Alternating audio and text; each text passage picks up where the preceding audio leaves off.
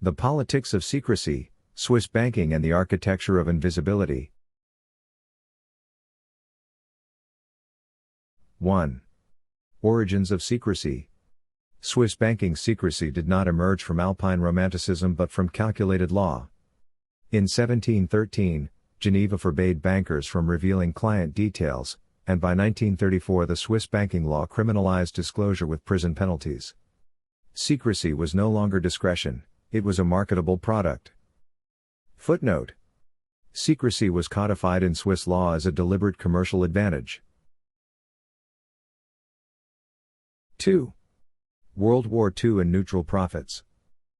During the Second World War, neutrality proved profitable.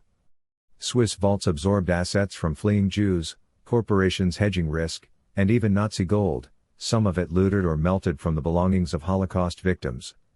At the same time, Allies discreetly parked funds in the same vaults. Switzerland's neutrality was less saintly pacifism, more well-paid concierge service. Footnote.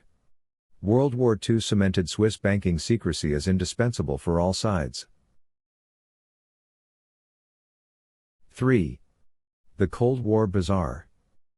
In the second half of the 20th century, dictators from Zaire to Haiti, corporations dodging taxes, and covert agencies such as the CIA and KGB all found sanctuary in Swiss accounts. The numbered account became a global luxury brand, anonymity sold as status. The Swiss did not ask about origins, they asked only whether the fees cleared. Footnote. Swiss banks served as financial intermediaries for both authoritarian leaders and intelligence services. 4. The cracks in the vault. By the 1990s, lawsuits from Holocaust victims' families and U.S. prosecutions such as the 2008 UBS case revealed cracks.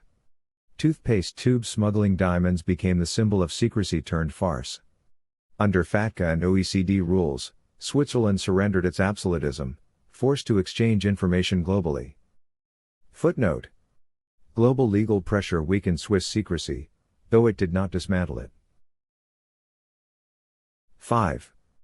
Secrecy goes global. Secrecy did not die, it migrated. Panama, the British Virgin Islands, and Liechtenstein became new shelters.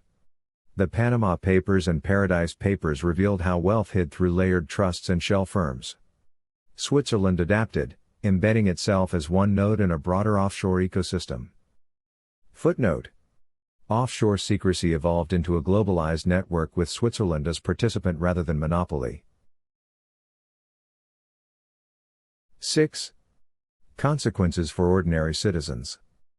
Elites still shield fortunes while ordinary citizens face audits and rising tax burdens. Lost revenues force governments to borrow more, feeding inflation and debt. Secrecy thus functions as fiscal gravity, wealth floats invisibly above while the public shoulders the weight below. Footnote. The costs of secrecy transfer from elites to ordinary taxpayers through debt and inflation. 7. Lessons of secrecy. Swiss banks perfected silence, neutrality, and invisibility into commodities. Even weakened by regulation, the principle remains: wealth craves invisibility, and power protects it. The myth that Swiss secrecy ended is precisely that, a myth. The system survives by evolving, and the burden persists. Footnote. The central lesson is that secrecy adapts, and financial power remains shielded unless directly challenged.